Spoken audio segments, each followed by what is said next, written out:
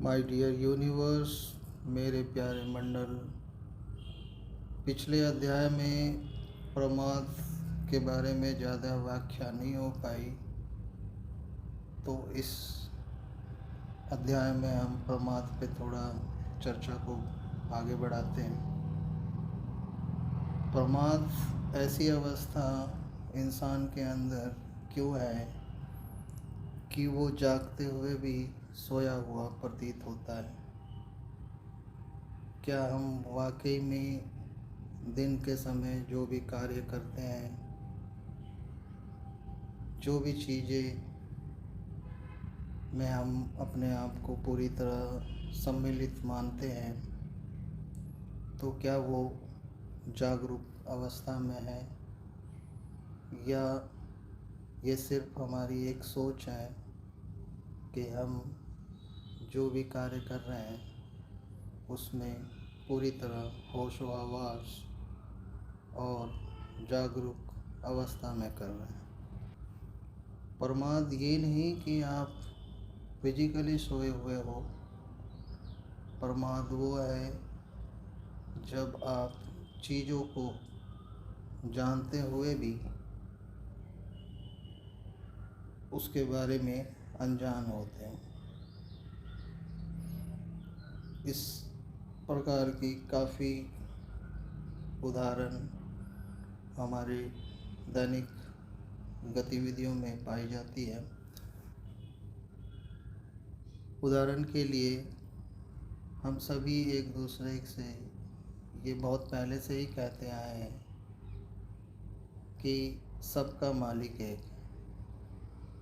अब ये सिर्फ बात कहने के लिए है, लेकिन मानता कोई नहीं। इस दुनिया में हर दूसरे कदम पर लोगों के अलग अलग मान्यताएं हैं, लेकिन बोलेगा वो कोई कि हाँ सबका मालिक एक। लेकिन ऐसा सिर्फ बोलने में है और इसका वास्तविक दुनिया में कोई आधार नहीं। तो ये सिर्फ हम बोलने के लिए कहते हैं, मतलब कि हम जागते हुए भी सो रहे हैं। सभी लोगों का ये मानना है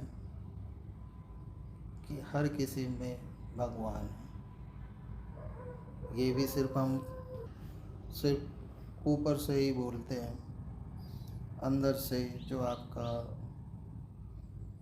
एक्चुअल फीलिंग है वो कुछ और है। हम शायद अपने पड़ोस में ही किसी को देखना तक पसंद नहीं करते। यही अवस्था प्रमाद है। हम जानते हुए भी अनजान हैं, या फिर हम सिर्फ जानने का दिखावा करते हैं। दोनों में कोई फ़र्क नहीं है। जानते हुए भी अनजान होना और सिर्फ जानने का दिखावा करना, फ़र्क ही क्या रह गया।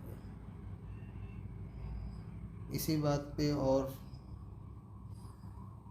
थोड़ी गहराई में जाते हैं तो ये सब बातें तो बहुत आराम से पता चलने योग्य है। कुछ ऐसी भी बातें हैं जिसका हमने जिक्र पिछले अध्याय में किया, हिंसा और उसके रूप। उसमें एक वाक्य है जिसमें ये बताया जा रहा है कि अगर किसी व्यक्ति को किसी दूसरे व्यक्ति की आवाज़, उसका तरीका, उसका रूप रंग या फिर उसका प्रदर्शन किसी भी रूप से अगर प्रभावी कर रहा है, तो इसका मतलब हिंसा घटित हुई। अब ये हिंसा कैसे घटित हो गई? किसी ने बहुत अच्छे तरीके से किसी व्यक्ति को बोला, उसके बोलने का अंदाज बहुत अच्छा है। किसी ने कोई रेफरेंस दिया किसी बड़े धार्मिक ग्रंथ का, किसी ने किसी बहुत बड़े ब्रांड का, धर्म प्रचारक का रेफरेंस दिया और आप प्रभावित हो गए। अब ऐसे प्रभावित होने में हिंसा का क्या मतलब बनता है? तो इसे जानने के लिए हमें पहले ये समझना होगा कि हिंसा एक्चुअल में है क्या।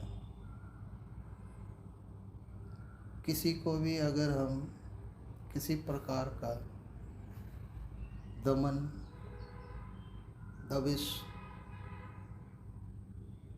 या हम बाहरी प्रभाव छोड़ रहे हैं तो वो एक हिंसा का ही सूक्ष्मतम रूप है, क्योंकि हम उसे जाने अनजाने में भी उसके मूल व्यक्तित्व तक जाने नहीं दे रहे। उस इंसान का मूल व्यक्तित्व कुछ और है, चूंकि वो किसी माध्यम से प्रभावित हो गया तो वो प्रभाव होने के कारण वो बातें, वो शब्द, वो जानकारी उसके मूल व्यक्तित्व तक पहुंच ना सके। यही वजह है कि जन्म जन्मांतर से लोग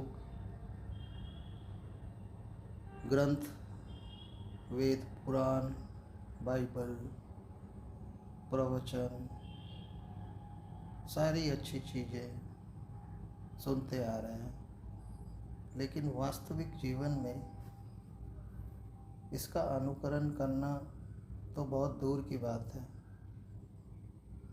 वो इसे अपनाते भी नहीं। क्या वजह रहेगी? इतने सारे मोटिवेशनल, इतने सारे धर्म प्रचारक, इतने सारे वेद, पुराण, ग्रंथ, उपनिषद, उसके बावजूद भी हम सभी लोग एक मूर्छा की जिंदगी में वैसी अवस्था में ही क्यों रह गए? इस कारण को जानना होगा, क्योंकि ऐसा नहीं है कोई भी इंसान जो आपके आसपास हो, आपका रिलेटिव्स, यार दोस्त, कलीग्स, ये तो हम मानते ही हैं कि अंदर से सब अच्छे हैं, कोई बुरा नहीं। ये सिर्फ कहने की बात है, लेकिन इसका संदर्भ ये है, अंदर से अच्छे का मतलब जो चित्त है, जो चेतन है, वो एक शुद्ध आत्मा है, इसमें कोई मिलावट नहीं है। चैतन्य तक शब्द को पहुंचना, बातें चैतन्य को लगना,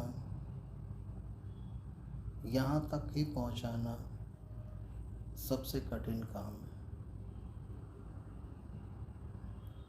करना हर कोई चाहता है, सुधार अपने जीवन में, अपने कार्य में प्रगति भी चाहता है, खुशियाँ भी चाहता है, कोई बुरा काम नहीं करना चाहता, लेकिन तब भी बुराइयाँ व्यापित है इस संसार में। कारण क्या है? जितना ही हम बाहरी चीज़ों से प्रभावित होते रहेंगे, उतना ही हम जीवन को कॉम्प्लेक्स करते जाएंगे, पेचीदा करेंगे। साधारण चीज़ें हम समझकर भी समझना नहीं चाहेंगे, क्योंकि वो हमें लगता है कि वो तो साधारण सी बात है, इसमें क्या खास बात है। हम प्रभावी चीज़ ढूंढते हैं, प्रभाव हमें आकर्षित करता है। और जब तक प्रभाव है वो हमारे चित्त तक बातें को आने नहीं देगा। प्रभाव एक तरह के बीच में दीवार है आपका चैतन्य और व्यक्तिगत और बाहरी सत्य से। सत्य को अगर पहुंचना है तो बीच की दीवार न्यूनतम या फिर हटाना होगा।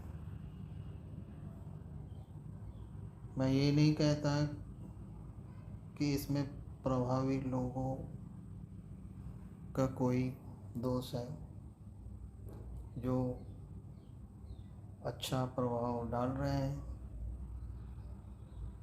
तो उनकी एक कला है। लेकिन जो सुन रहे हैं, देख रहे हैं,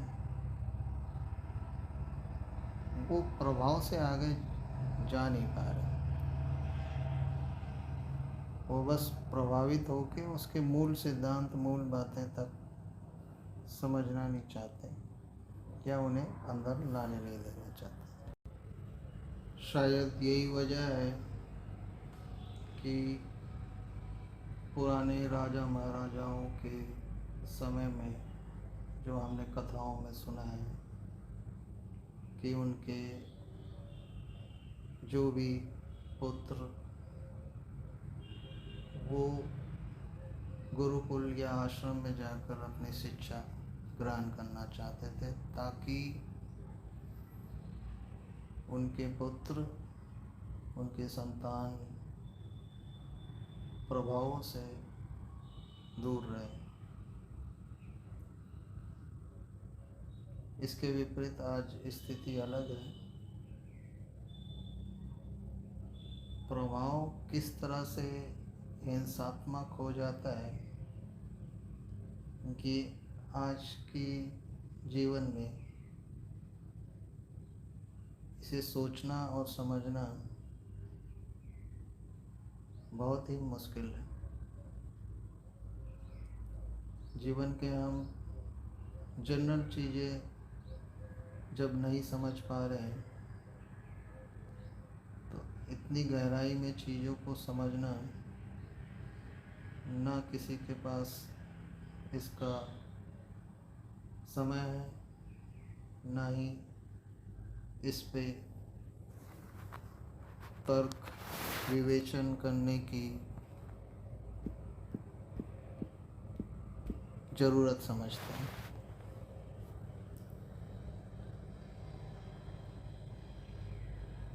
प्रभावकारी चीज़ें से मतलब यही है, अगर आप किसी उपनिषद, किसी ग्रंथ, किसी वेद, पुराण, बाइबल के रेफरेंस कॉन्टेक्स्ट के कारण उस बात को अपने ऊपर समझने की कोशिश कर रहे हैं, तो यहाँ ये सब जितने किताबें हैं ये आप पे प्रभावी होंगे। आपका चैतन्य इस चीज़ को ग्रैब या ऑब्जर्व नहीं कर पाया क्योंकि आपके प्रभाव ने उसे बाहर ही रख दिया। जैसे मैंने अपने पिछले वक्तव्य में कहा है कि अलग अलग दरवाजे हैं एक बड़े बंगले के। पूजा रूम तक आने की ज़रूरत महसूस ही नहीं होती क्योंकि आप पहले या दूसरे या ज़्यादा से ज़्यादा तीसरे दरवाजे में ही प्रभाव के कारण वहीं से ही बातें को वापस कर देते हैं। अब ऐसी चीज़ों को समझने और ऐसी चीज़ों पे विवेचना करने के लिए हमें क्या करना होगा? क्या हम किसी चीज़ से प्रभावित ना हो? ऐसा नहीं है। प्रभाव होना, प्रभावित होना, ये सब अलग बातें हैं, लेकिन कोशिश यही होनी चाहिए कि जो भी शब्द है और जो भी कंटेंट है उसे आपका चैतन्य चित्त बिना किसी बाहरी दबाव के कैसे वहाँ तक पहुँच रहा है।